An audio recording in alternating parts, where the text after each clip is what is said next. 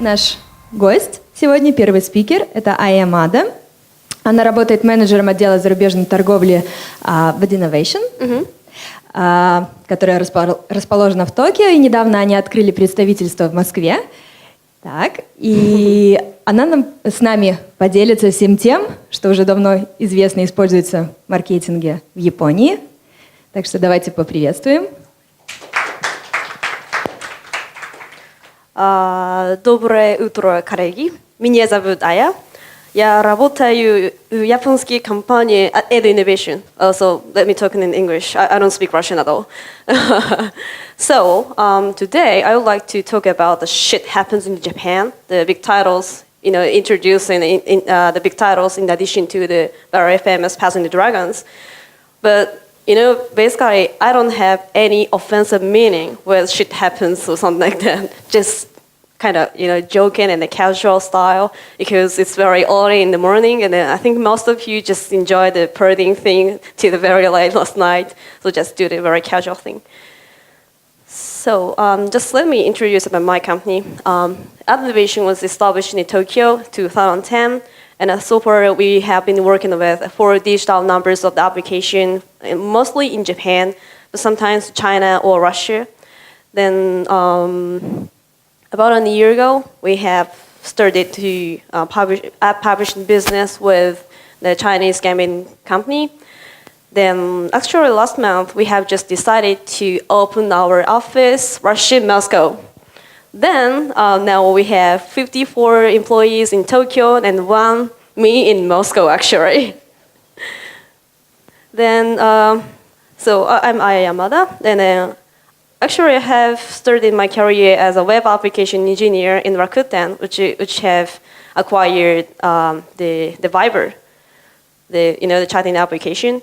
Then when they acquired the Kobo, the Toronto-based digital book company, I was transferred to Canada, then working for them to, launch their application or web digital content platform for Japanese market. Then about 1 year ago, I've just switched my career to the business side. Then now working in the Adinnovation and then representing the whole overseas business thing now in Russia. So how many of you have ever heard the name, the Passing the Dragons? Have you? Cool. So it's pretty easy to start. So, what about the MonsterStrike? Have you ever heard that? No. But actually, in Japan, now the MonsterStrike is kind of popular, one of the most popular title. The Passing Dragon has been released almost 2 years ago, and they have been keeping in the very top ranking almost 1.5 years. But the May 15th this year, it was just kind of switched. Now the MonsterStrike is very, the top ranked, and this was also happening in July and September. It's gradually coming down. I don't feel comfortable actually. So this is because of the motivational in-app events on the MonsterStrike. One of them is Kiwami Matsuri. Do you guys know Japanese? No. Kiwami Matsuri means ultimate festival, so which provides the strongest characters with maximum H point, like more than 1,000. And also they have the special gacha. It's kind of limited lottery of the characters. And then the special gacha, provided all the users about more than 1,000 attack points with the limited characters. So it got much easier to start with, even for the very beginners. And then also, the ad hoc online plane, which is exactly like the Monster Hunter game. And then they acquire new users on the teenage as well as the female segment. Because in Japan, most of the female users, female gaming fans do play the casual games. And then teenage guys do not pay for that because they don't have the enough budget for paying the in-app contents every month. But those kind of features very, make it down the first level of start playing with. So I think most of you are from the marketing department or marketing segment, so it should be very interesting. This is our internal investigation, but now the Passing Dragon has more than 29 million total downloads so far, and then their MAU should be 50 million or so far, more than 50 million. Then MonsterStrike has got a 13 million, more than 30 million total downloads, and then MAU would be 5.2 million. But seeing that the total sales profit per month, MonsterStrike will be 2.6 million US dollars per day. It's not the Belarusian ruble, it's US dollars. And the ARPPU will be 52 US dollars per month. Then MonsterStrike, their sales profit will be 2.5, at least 2.5, or at the maximum 3.0 million US dollars per day. Then the ARPPU, so if the 10% of those users paid for that, their monthly ARPPU will be 61.5 US dollars. So is that big enough? Should be. Actually, it's kind of very biggest area. Other titles are pretty much hard to earn, the exactly same style. This is only happening on the Passing Dragons and MonsterStrike or other very good titles. And talking about the huge, how the market size of the Japanese content, Japanese game in the market, well, in 2010 was, including the software and the hardware, how the market size was about 9.6 billion US dollars. Then at the moment, the smartphone games was only 3.0 billion US dollars, but last year it has become the 10.8 billion US dollars, and the smartphone games has almost been doubled, and now it's about 5.4 billion US dollars. But in parallel with that, consumer game in the market is gradually shrinking. Now, the consumer game in the market is only 2.5 billion US dollars, which is only half of the smartphone game in the market. Is that shocking? No? Then, also, in addition to that, I want to talk about the sales share of the smartphone in Japan. So, there are top 3 mobile operators like NTT Docomo, au, KDDI, and the SoftBank. So in Japan, mobile operators do sell the digital devices. We don't have any Evracity or Sviznoi or the Megaphone, something like that. It's kind of very different. Then, so this green is Android or something like that, and the blue is iOS. So on average, 40% of Japanese users are using the iPhone. And then actually we can get iPhone almost for free. Seriously. Because all of them provide an iPhone with 24-month contract, so they can discount the iPhone because of the monthly subscription model. So now I have the iPhone 5, in addition to the SIM-free Nexus 5, and then also iPad mini for my business because it's much cheaper than in Russia. And now I have already reserved my iPhone 6 and iPhone 6 Plus.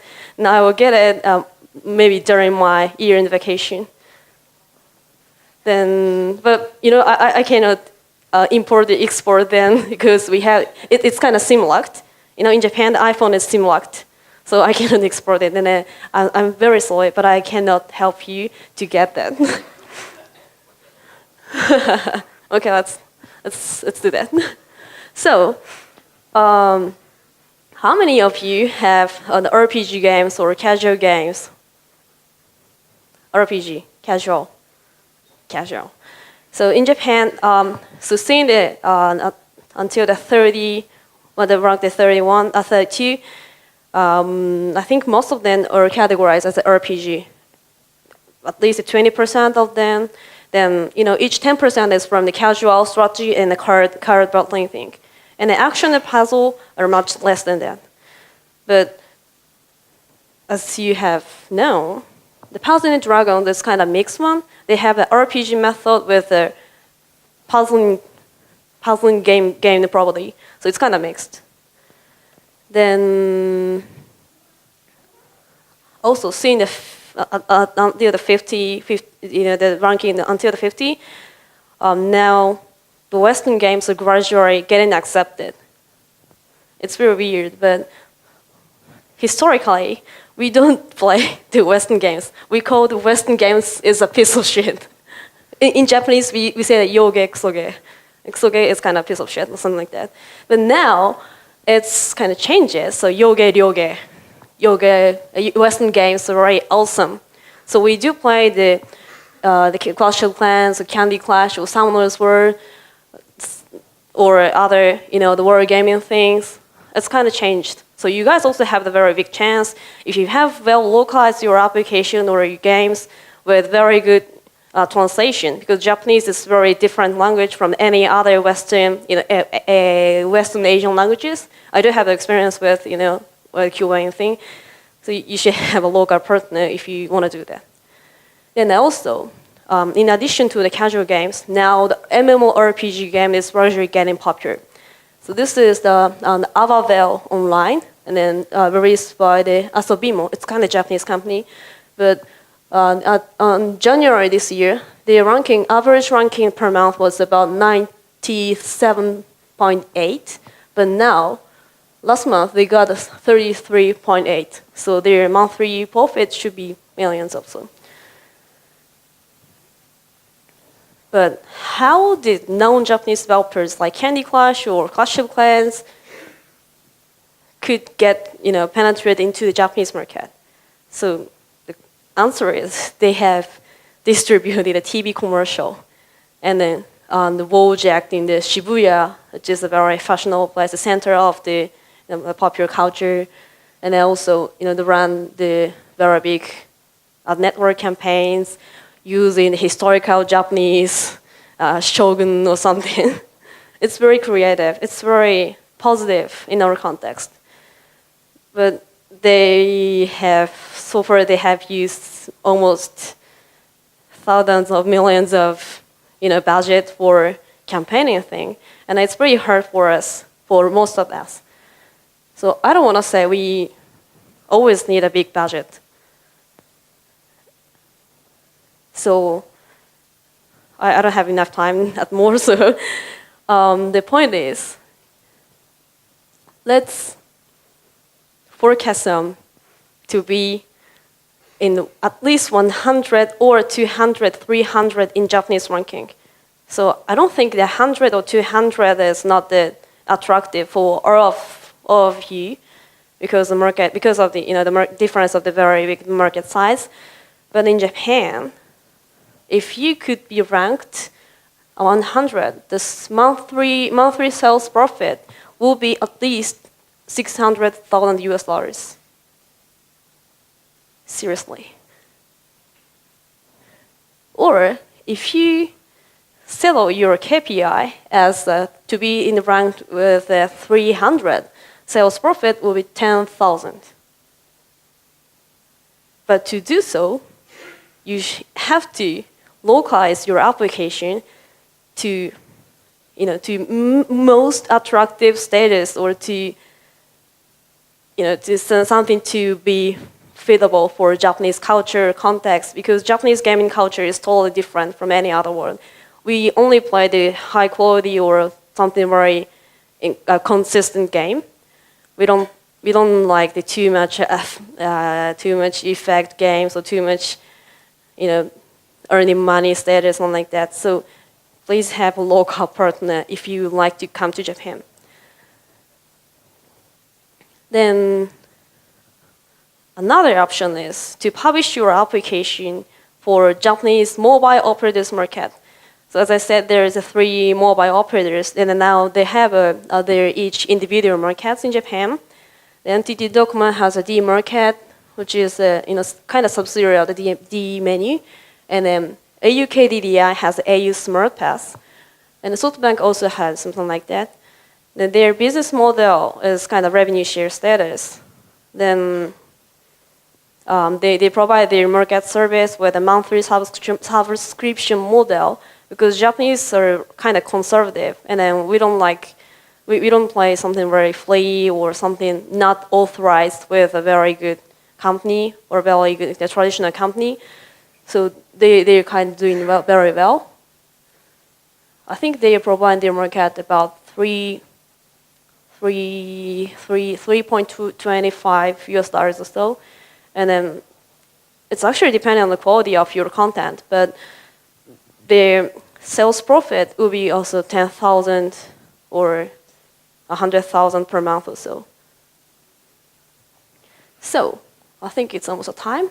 So now you have me to be your local partner to go to Japan, and we are doing the marketing and also publishing support for all the developers in Russia and the CIS countries. And now I'm staying in Russia and gradually, trying to speak in Russian. I don't do that at all now. Please feel free to contact us if you have any question about Japanese market. Sometimes I'm writing, the introductional article on up to top or abstract Russian tech medias, and also for the European medias as well. So feel free to contact us. Thanks. That's all for me. Хорошо, у нас еще осталось. Yeah. 3 to 5 main differences in user preferences. What's Japanese players like different from Western players? Well, I think Western players really like the war game thing, or like the games that uses tanks, or the very strongly battling with each other. But in Japan, so far we do play the casual games with the cute characters like Pikachu or something like that. The cats or mouse. So it should be very different. I have been talking with the Russian developers, which shares a very good titles, but sometimes their color taste is very kind of too heavy for us. We do like the pastel colors. So all the time it's very different. Хорошо, еще? Ну, не боимся. Если у кого-то вопрос по-русски, я могу попробовать постараться перевести. Or Japanese is still acceptable. Да, вполне. Нет? Нету? Да, конечно. Сейчас будем все дружно помогать переводить. My question is it real to make a real strong concrete for such games like music games like Citus? Maybe I call it not proper. Music games? Maybe first popular game with tapping sounds? No? The first. You know this game? Uh-huh. Yeah, you know this game. But which one? Citus. Maybe I call like C-U-T-R-A. C-U-T. Sorry, I don't know. All right. Okay, can you please show me maybe later after this session and then? I can Yeah. write down it. No. Oh yeah. Or maybe later. Yeah, later. Okay, thanks. Да, вы вполне можете подойти со своими вопросами к докладчику сразу после доклада, да? Hello, Aya. Hi. I wanted to ask if we are about to publish a game in Japan, what is the best time for it? For example, I know in Korea it's like in the end of August, it's something like a New Year, where players play really intensively and really hard. What about the timing in Japan? Well, we don't have any time regulation or something like that. Well, I want to say it's always acceptable, but it's actually depend on the campaign, because sometimes we have to boost up your application in the ranking, which is called like the reward, like incentivized ads, because Japanese users really like the authority, and the games should be authorized with the the result of the rankings. So we don't need any time regulation, but sometimes we really need the budget to push it up in the rankings.